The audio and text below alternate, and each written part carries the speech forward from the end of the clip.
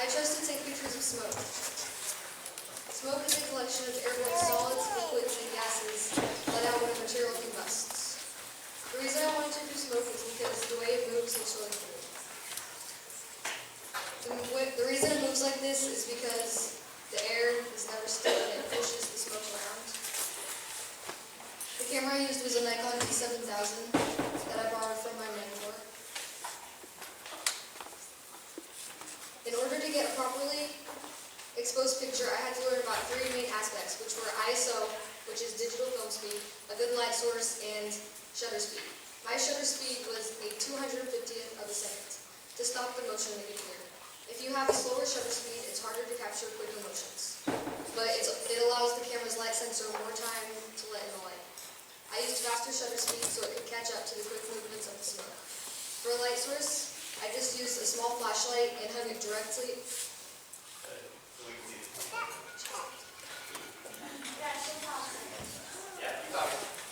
And I hung it directly over the smoke. I rolled up a piece of black construction paper around the light so that none of the light was shining on the background, and the spotlight was all on the smoke.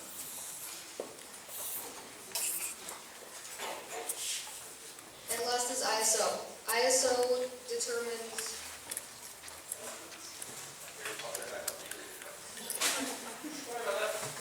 ISO is the sensitivity measure of the image's sensor. It's an adjustable setting on the camera. If you're outside with natural sunlight, you should have your ISO set to a lower number so the picture isn't so washed out and bright. Also, the higher the ISO is, the greater the picture will be. I was inside with artificial lighting, so I had my ISO set to about 1600.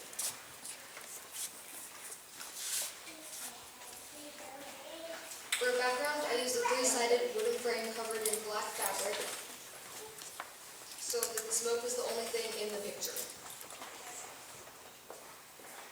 For smoke, I bought a couple different sizes of incense to use because I found that a lot easier than blowing out a candle or anything like that. And I used the small, bigger cone-shaped incense a lot more than the skinnier incense because it looked better on camera. Some important things I learned about taking a picture were that you have to keep it in focus because otherwise the picture will be blurry. And it was a lot easier to focus on the source of the smoke instead of the smoke itself because the smoke is always moving. And you also have to make sure that the picture is in frame, meaning that it's centered in the picture. And that you're holding the camera steady so the picture will come out clearer. And that you're not holding the camera sideways. Any questions? Why would we make a couple minutes to decide to use those and we can have that or do that?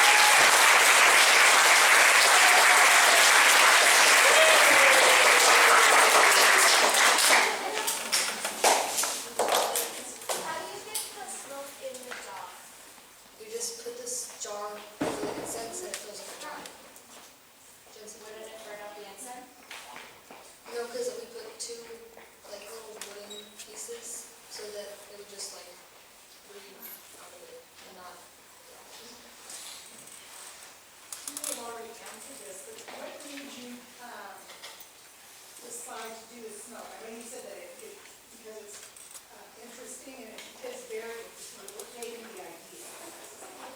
Just because it looks pretty cool. Did you know, what, did you anticipate that your pictures would turn out that would be interesting and Yeah, fascinating? You weren't surprised? this one's, What was your elapsed time of all these photos? How long did it take you? I took some of them one night and then the other half another night, And how many photos did you take? Can you estimate? around 600.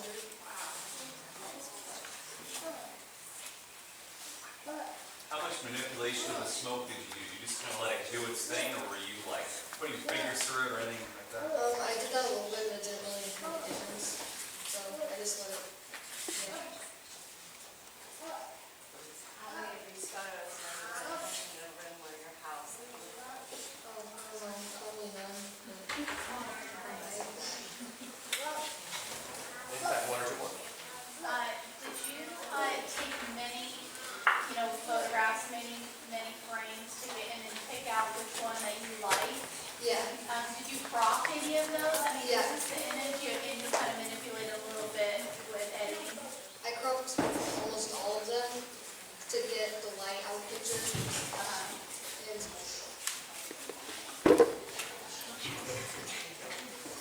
And I edited all the contrast and everything on almost all of them. Good job, though. Excellent job.